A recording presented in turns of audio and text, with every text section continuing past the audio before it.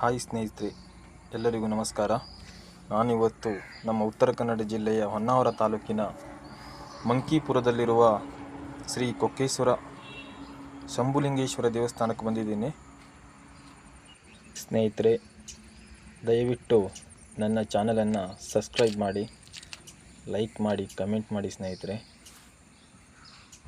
ಈಗ ಬೆಳಿಗ್ಗೆ 7 ಗಂಟೆ ಆಗಿದೆ. ಸ್ನೇಹಿತರೆ, ನಮ್ಮ ಆಕಳು ಕರು ಹಾಕಿತ್ತು. ಹಾಲನ್ನು ತೊಗೊಂಡು ಬಂದಿದ್ದೀನಿ ಶ್ರೀ ದೇವರಿಗೆ ಅಭಿಷೇಕ ಮಾಡೋಕ್ಕೆ. ನಮ್ಮ ಆಕಳು 2 ಕರು ಹಾಕಿದೆ ಸ್ನೇಹಿತರೆ, ಮುದ್ದಾಗಿದೆ. ನೆಕ್ಸ್ಟ್ ವಿಡಿಯೋದಲ್ಲಿ ತೋರಿಸ್ತೀನಿ ನಾನು ನಿಮಗೆ ಅದು. ಸ್ನೇಹಿತರೆ, ಶಂಭುಲಿಂಗೇಶ್ವರ ದೇವಸ್ಥಾನವು ತುಂಬ ಪುರಾತನವಾದ ದೇವಸ್ಥಾನವಾಗಿದೆ. ಈಗ ಸಂಪೂರ್ಣವಾಗಿ ಶಿಲೆಯಿಂದ ದೇವಸ್ಥಾನವನ್ನು ನಿರ್ಮಾಣ ಮಾಡ್ತಾ ಇದ್ದಾರೆ. ಸ್ನೇಹಿತರೆ, ನೀವು ಹೊನ್ನಾವರದಿಂದ ಮುರುಡೇಶ್ವರಕ್ಕೆ ಹೋಗೋ ದಾರಿಯಲ್ಲಿ ಸಿಗುತ್ತೆ. ಸ್ನೇಹಿತರೆ, ಹೊನ್ನಾವರದಿಂದ 15 ಕಿಲೋಮೀಟರ್ ಆಗುತ್ತೆ.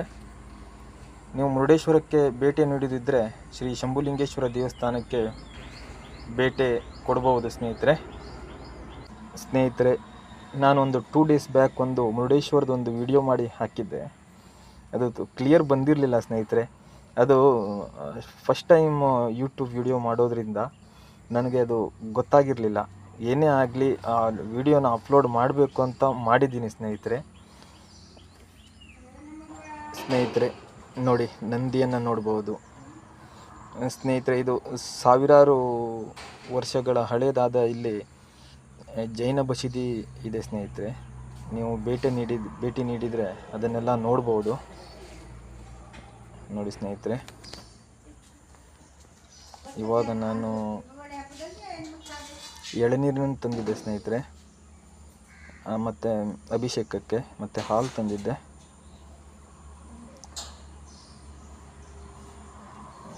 ನೋಡಿ.